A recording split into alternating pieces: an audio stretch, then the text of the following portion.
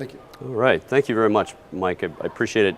I'm Dave Frampton, this is Ken Tidwell. We're here to talk to you about Sumo's new Cloud SIEM that you heard a lot about over the last couple of days. And our agenda for the session is to give you a little bit of a big picture of why at the next layer down we need a rethink on some of the core functions of the SIEM for modern IT. And then we'll describe a little bit the components of the solution. And then Ken will come up and go into a little bit more detail about how this is implemented inside of Sumo, since we're cognizant that we have many people in the audience who are very familiar with Sumo, how it works today, and so you'll appreciate some of that detail and get a good concrete understanding of where it fits. And then we'll have a demo to close out. We do have a lot of content, so it's likely that we may push toward the end of the 45-minute window here. And if we do, then both Ken and I will be available for questions afterward. I think Mike will direct us to a place that'll be least disruptive if you want to come ask us more questions. We only get halfway through the demo, all of that. All right. So quick reminder here, two things. I think this was alluded to at several points during the last 2 days, but just two things to keep in mind about the new Cloud SIEM solution. Number one, this is going to be a premium add-on security analytics solution. Above and beyond what Sumo does in security analytics today in the base platform. So there'll be an optional module that you add, it'll have pricing. Doesn't mean that it replaces everything Sumo does in security analytics today. We have 800 customers who are making great leverage of the platform. You heard that from Major League Baseball yesterday amongst other customers. There'll still be a great roadmap and innovation there in that base solution, and then this will be kind of the premium add-on solution. The second point is that as you've heard, the overall theme is that this is an integrated machine data analytics platform. This is not just an isolated piece of security functionality. So you can expect heavy leverage in workflow and analytics with the operational analytics side, the business analytics side, and even new services that come out, like you heard about the global intelligence services. And I believe for those of you that saw that, Bruno even showed some security use cases. There'll be horizontal leverage of the entire Sumo platform. So it's not just what you see within the Cloud SIEM you see demoed, but it'll be that whole suite of services that'll make up the solution. All right, for those of you in the audience who are relatively new to security and maybe just need a quick refresh on, so SIEM, what exactly is that? What isn't it? This is just a little bit of a refresh to baseline everybody before we go into the rethink and then our spin on this for modern IT. So at its most basic function, a SIEM aggregates all data relevant to security together in one place, then runs some correlations and some other analytics on that data to try to ascertain what you should pay attention to in that avalanche of data and alerts, and then helps you, develop a clear sense of priority in all of those things that you should pay attention to.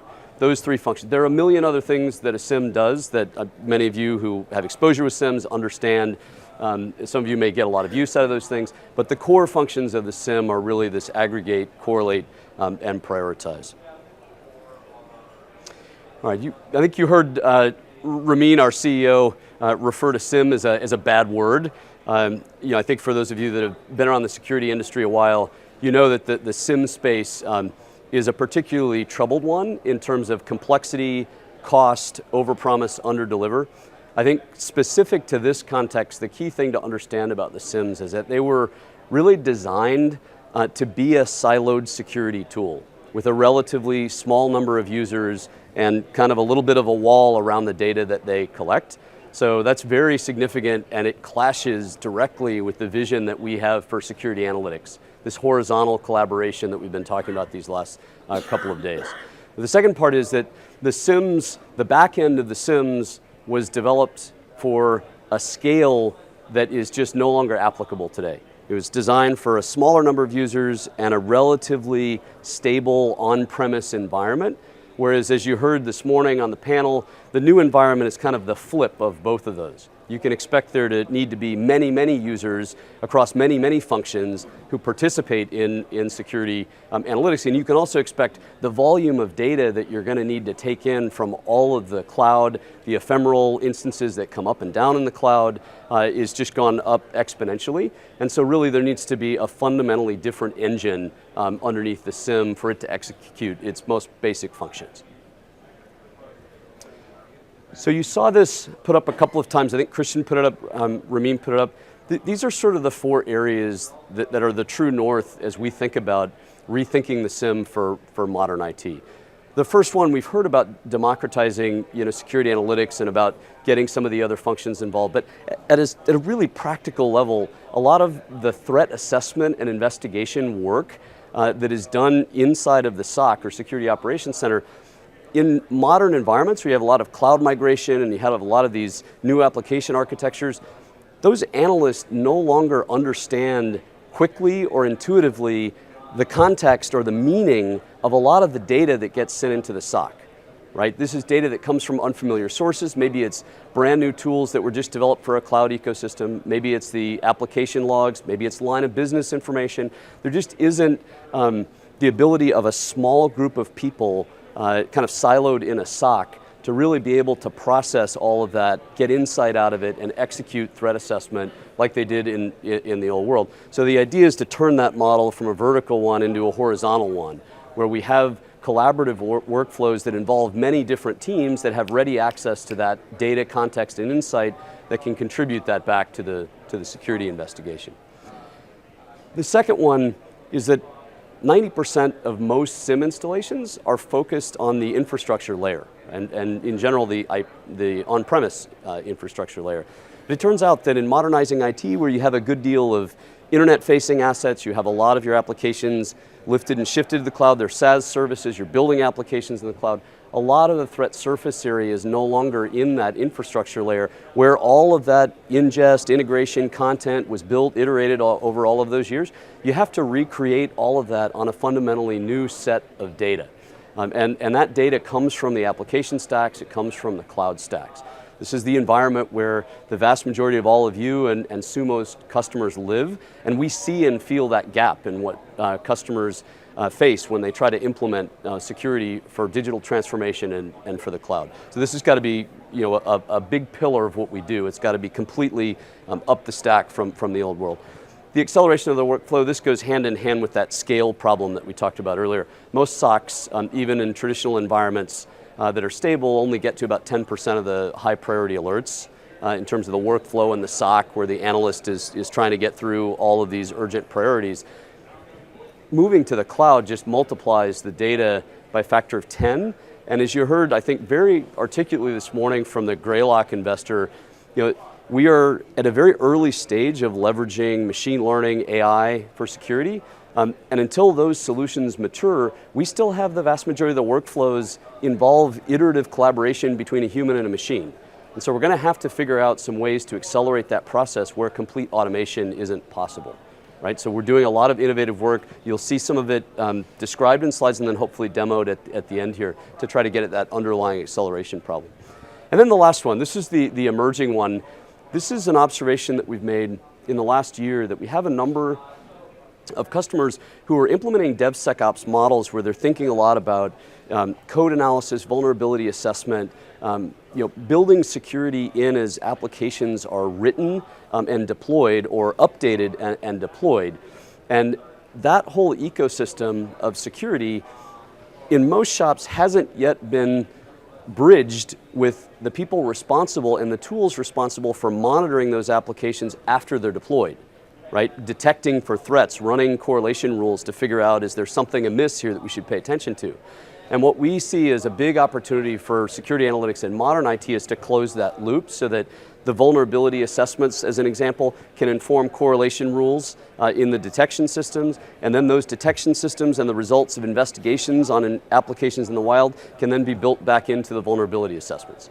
Right? These groups are often estranged from each other. They don't really have a productive way to collaborate, and so we want to start thinking about solutions that help close that loop. Right? So those are our 4 key areas. So our notion of the cloud SIEM, important first point is that we think about not only the traditional SIEM function of what should I pay attention to, but we're also thinking about how do I more efficiently and effectively pay attention to each of the individual alerts, doing investigations on them one at a time. So we think about both of those functions together, and we've taken a fresh look at some of the underlying technology in each step of the workflow. So we're starting here with sort of the aggregation function of the SIEM. So a couple of key things. We talked about the importance of cloud and application data. It's not just getting the data in. Legacy SIEMs through a variety of mechanisms can figure out how to get the data in. It's a little kludgy, the cloud to ground workflow that's generated, but it's possible. It's more about the insight. It's more about being able to not only ingest the data, but quickly figure out with out-of-the-box content, how can I visualize this? What should I pay attention to? What default alerts should I trigger on here? So that whole thing needs to be a big emphasis of the ingest. There's a new approach, a fundamentally new approach that Ken will describe in a little bit more detail of how we're indexing data on ingest. We're essentially establishing key relationships in the data and interpreting it on ingest so that later on downstream, things like searching, connecting the dots in large data sets, summarizing data, get dramatically more efficient and more productive. Right, so there's some new technology. It's also, for those of you Sumo users, all of this is going to happen in the back end in an automated way, so this burden of doing all of this kind of custom parsing and field extraction and all that won't fall on you. We'll do that all in the back end before you see the system.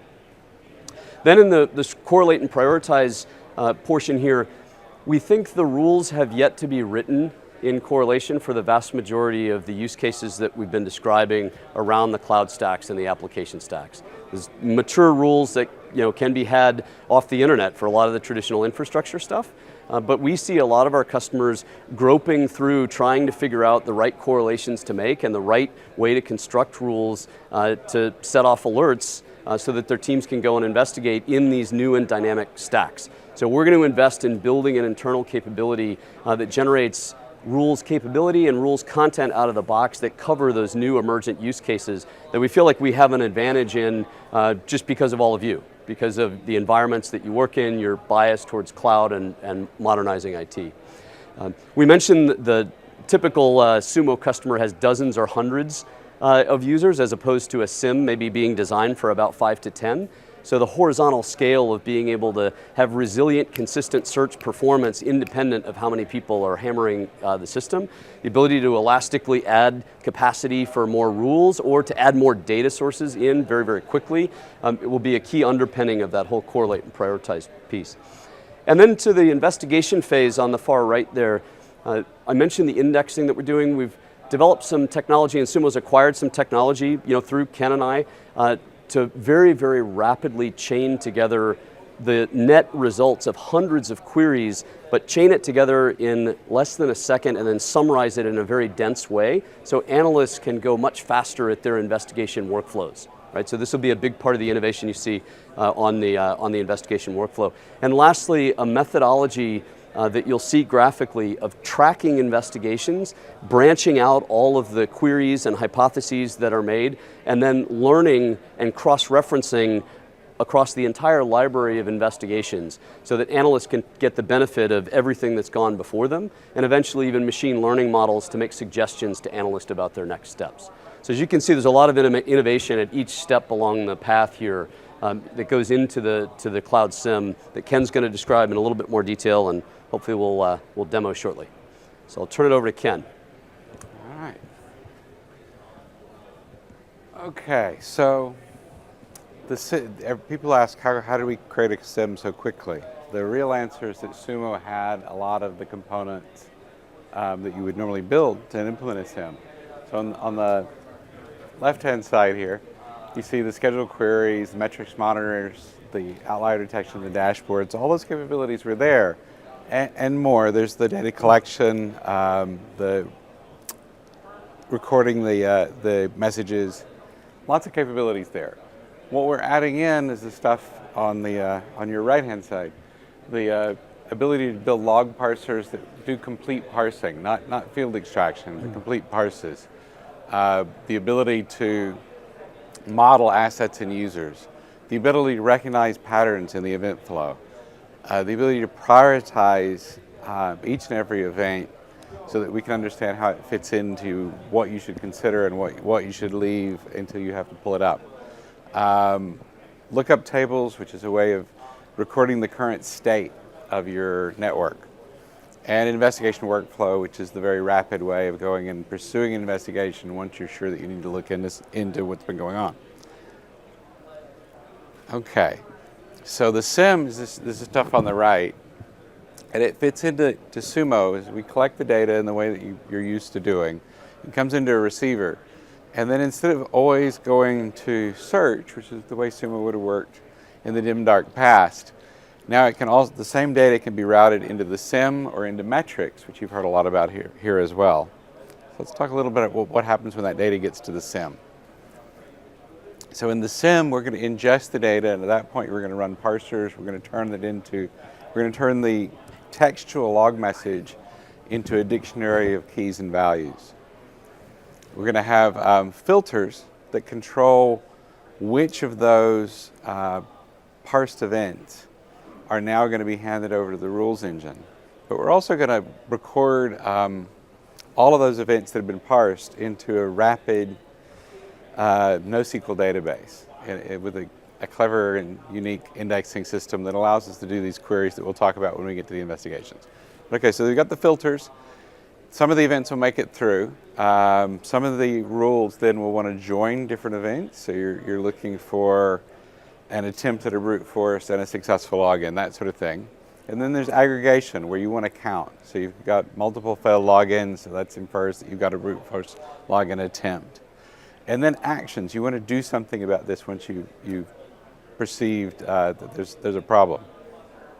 Along the way, you can use our lookup tables for context, and then once you've identified a problem, you can use our investigations to pursue it. So let's talk about those pieces a bit more. Okay, so on ingest, we're going to parse the messages into a dictionary, as I said. We're not normalizing. Back in traditional SIEM, and that's probably my fault, a lot of messages, the approach was to put all the messages into the same schema. That makes them very difficult to read, and it makes it very difficult for someone who's familiar with the originating device to just immediately recognize what's being said. So we're not doing that. Only messages that can be parsed, so only semi-structured at least messages can make it into the SIEM. The other stuff makes it into Sumo, so it can be found as part of an investigation. It's just not going to contribute to the rules engine, and it's not going to be part of the rapid investigation indexing. So when we parse, we do some things that are new and different. And this is part of not normalizing. We identify factors within each event. Does it talk about an identity? Does it talk about endpoints? Does it call out a threat? Each of those involve a small number of fields in that event. So we identify each meaning, the meaning of those events, and tag them with a factor type. Also within the event, some of the fields are going to contain values that we call link values, things that connect one event to another. IP addresses, MAC addresses, usernames, file hashes if you've got malware identification.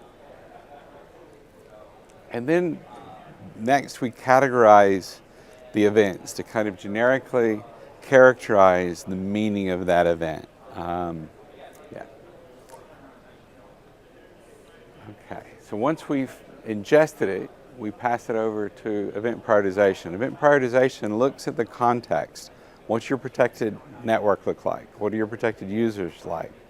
Which of those protected instances in your protected network are important, which are less important? Same with the users.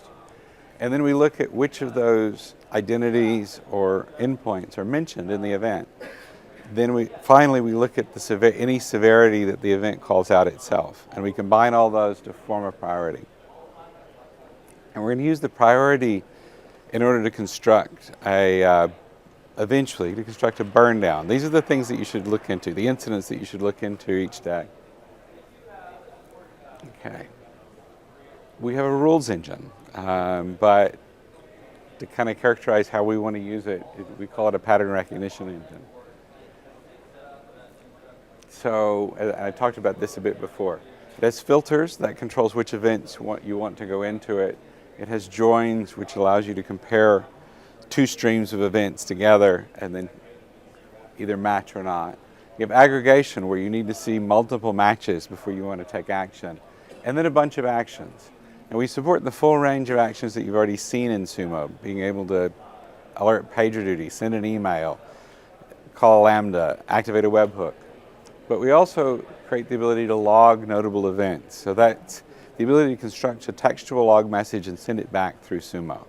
So that's going to allow all of our different correlation engines to talk to one another. So now the rules engine can talk to the metrics. The metrics monitoring can talk to outlier detection. The outlier detection can talk to the rules engine again. So they can all feed one another what they're inferring. And each one of those notable events that we log captures that inference. And then you can use that in reporting, you can use that in dashboards. Makes it all fit together.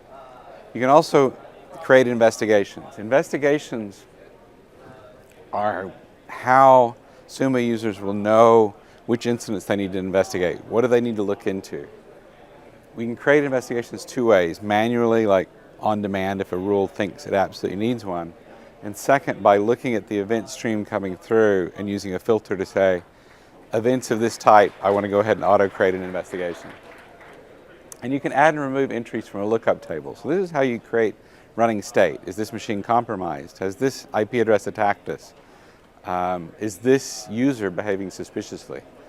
All of that state gets accumulated in lookup tables, which are expanded and can hold more data and are designed to be rapidly accessed as part of all the live correlation that Sumo can do, the CQ dashboards, the rules, but also the query-based correlation that Sumo does, the searches and the outlier detection.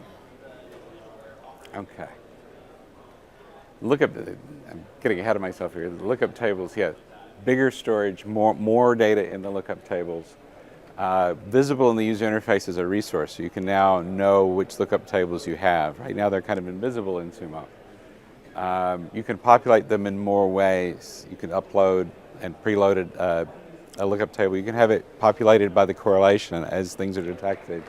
You can download from a URL in sort of the way that you do today. And I talked about how you use them. The investigations, okay.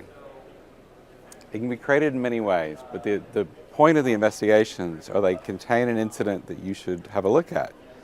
When you go to start the investigation, we then track everything that you do. Every query that you run, we track that, and we organize the track of your queries into a graph. So you can say, I looked at this, and that caused me to look at that, and then I looked at that. And as you're going through that track, you can capture event information as evidence for your conclusion that you're kind of working up to. If you want to backtrack, the queries run very, very fast, sub-second queries. So you can actually tap on a prior step in your investigation and just recenter to there and go off in a different direction. That's how you get the graphs. It captures your evidence, it captures your conclusion, it captures your recommendations for what should be done. And then it is sustained in the database. If you have another incident that in some way intersects with that investigation that you've completed later, it'll show you in each query. No matter how deep in your query tree you've gone, once you intersect with a prior investigation, you'll see that fact. And you can go have a look at that. What did they conclude? What was going on here when we intersected before? We also find people, the history of the investigations, if you have one that was done particularly well, you can use that as an example for analysts that come along later. This is the way you should pursue this. You can also review your analysts. If you find them wandering off in the weeds more than being productive, you can go and talk with them about their approach. So you can actually understand who's being efficient and who's not. Okay. Just to summarize, do you want to come up and do the summary? We'll let Dave do this one. All right, so we're going to queue up a demo here, and this is almost kind of a preview of the demo. Let me go over here. Yeah. So obviously at a demo you're not going to see the elastic scale, but just to summarize kind of the key components of the Cloud SIEM. This elastic scale, so you can add compute and storage on demand, for new data sources, for rules, all of that kind of underpins, the Cloud SIEM on the back end, as Ken talked about. We're going to, not only have the rules engine, but we're going to supplement that obviously with all the other analytics and machine learning techniques, because we're a believer that both is the right combination for this phase of the defense. The investigation compression, you'll see some of that, the how and the demo, but in general, in early trial results, we've been getting people doing fairly complex investigations that took them previously an hour and 30 minutes, down to a couple of minutes. We're also going to add in, some of this will be in release 1 and then build as we go, but we're going to add in compliance reporting into the solution. That's also another area of extension on the existing Sumo solution. And then in this whole process, we're going to end up developing metrics on investigations, on analysts, on teams, types of alerts. We're going to have a very rich data set on which to learn. And not only report on productivity, but then also feed the results of investigations back into the iterative creating and tuning of rules, as an example. So this is kind of a summary of the new Cloud SIEM, and what I'll do now, it'll take me just a minute to switch over on the screen, is I'll queue up a demo, and you'll be able to see most of these pieces demonstrated in just a minute. So give me 30 seconds to cue the demo. Could you? Okay, got it.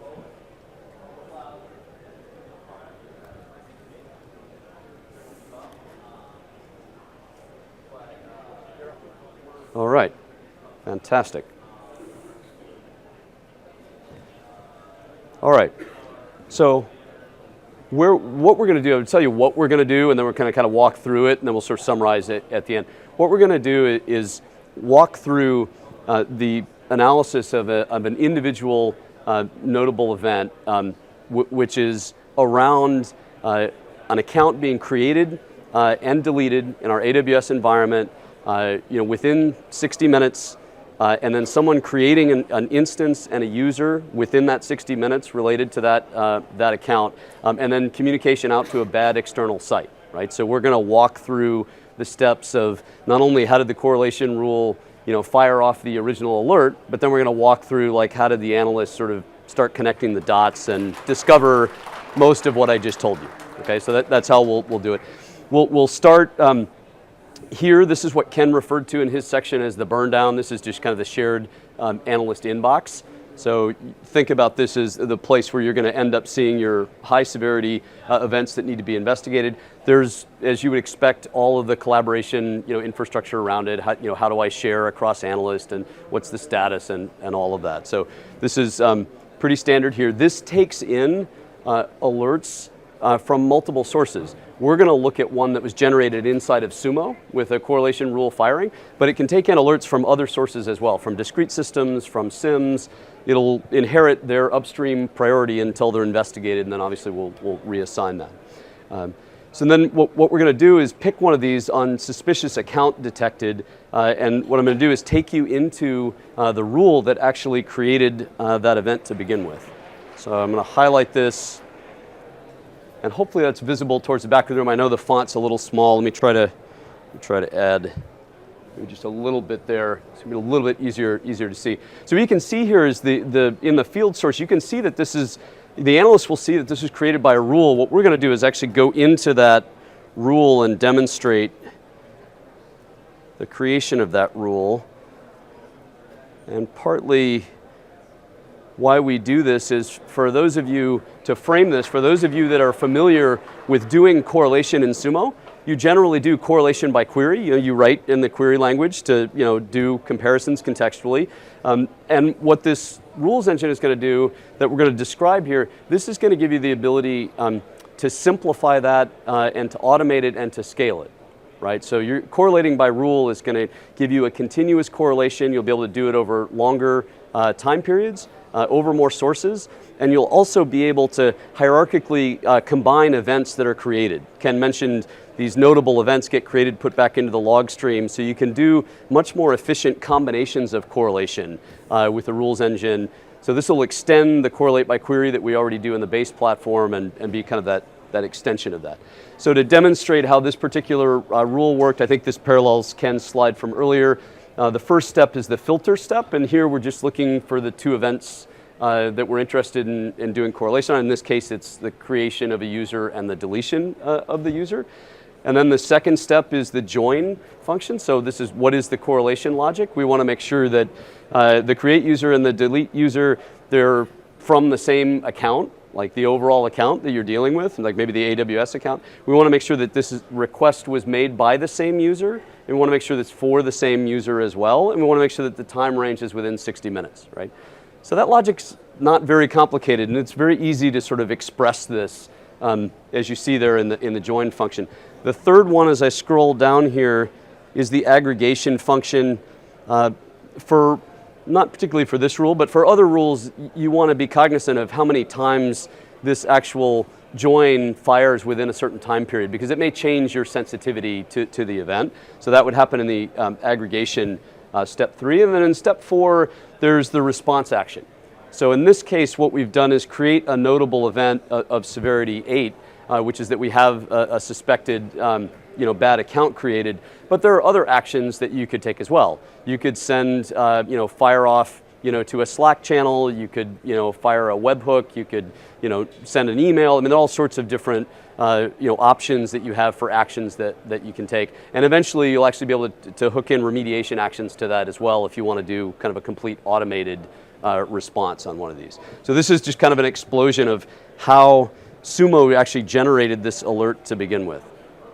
So I'm going to go back to the burn down queue and now put back on the hat of an analyst who probably doesn't know all the innards of that, that rule logic, and we're going to start an investigation. The key thing to note here is you can see some of these pieces of information are blue, and they're distinguished from the black in the back.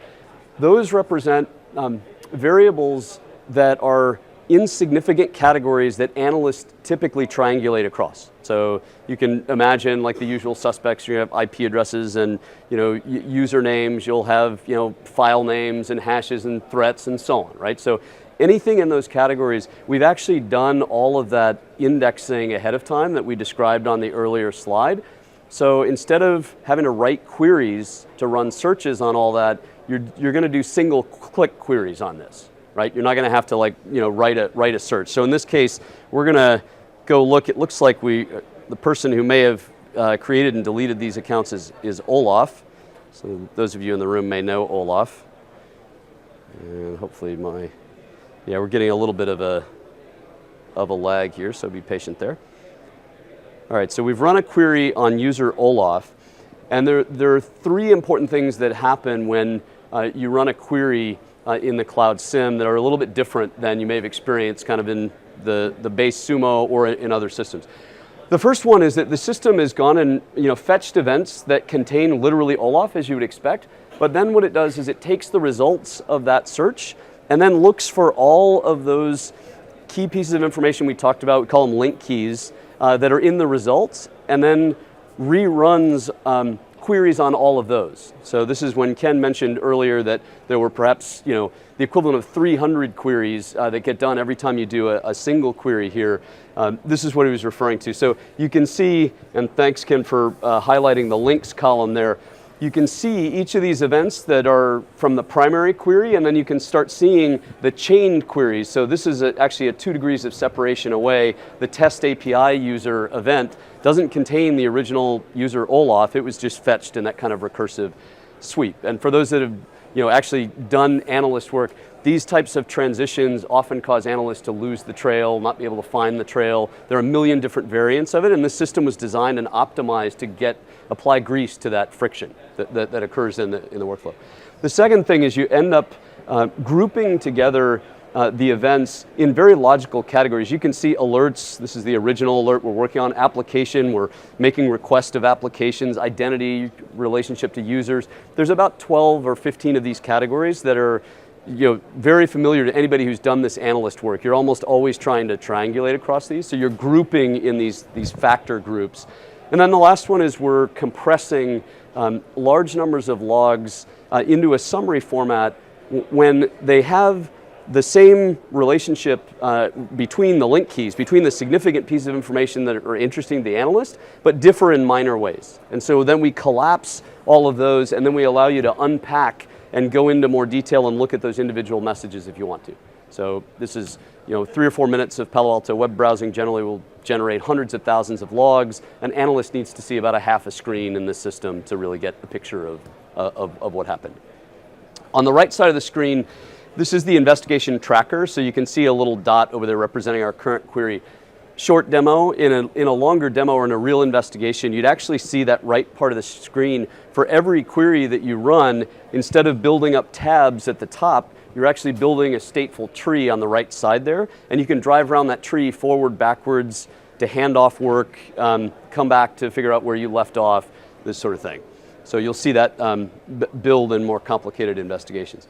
With our analyst hat on, it looks like we would go through and see the rule firing. We would definitely get a notion for why the rule fired, because we can see here that there's an account created and deleted, and it's within 15 minutes by user Olaf, so that makes total sense. We can also see through a second degree connection that in the middle of that time window, it looks like 2:22, in that 15-minute window, there was also an instance created with a username associated to it, test API.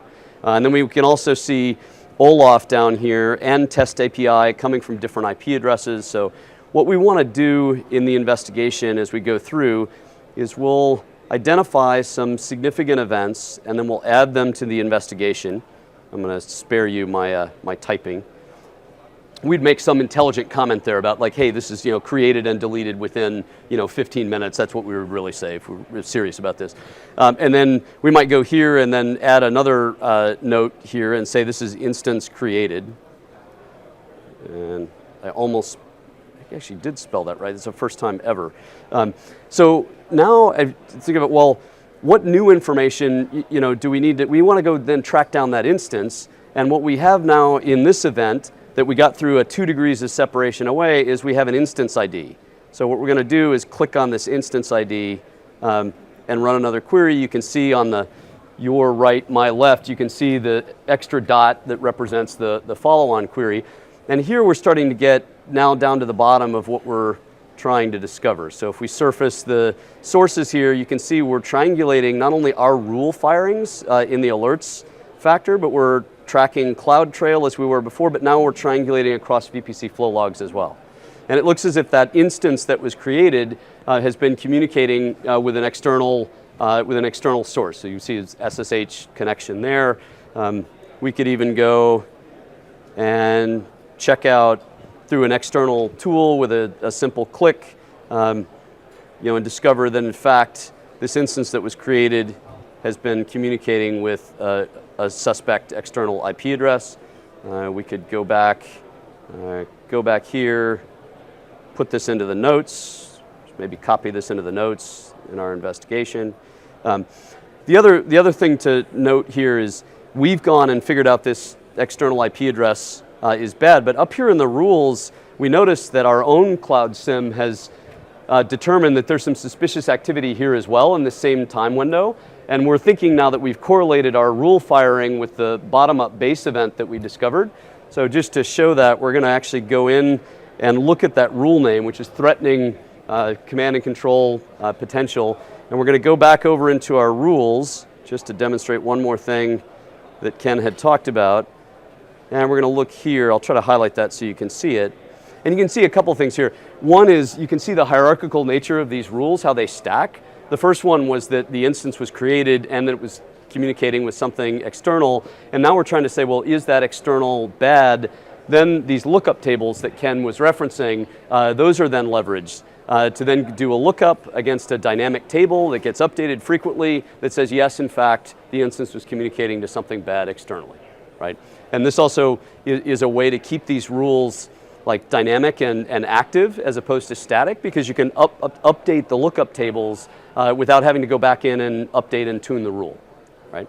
So hopefully this gives you a sense of a workflow. Obviously in a longer investigation there'd be more steps. What we would really do in the investigation is we would then probably go to that bad external IP address, run a query on that, and turn the whole process in reverse to see if other instances related to other users in our AWS domain actually had contact with that same bad external entity and that. At this stage in the workflow, an analyst would close the investigation, probably write a summary, and then we have a report that's generated that can then get sent off to whatever trouble ticketing system you may have, whether Uber system like ServiceNow or Jira or Archer or whatever. And then over time, as we build up a library of these investigations, then they get cross-referenced. So every time you do a query, if there's something related to an investigation that's already happened, that gets surfaced for you in a factor. And then over time, we build up an even bigger library, then we can start doing some machine learning on the actual trees of order of query and time range of query, and then we can start making suggestions to the analyst as they go.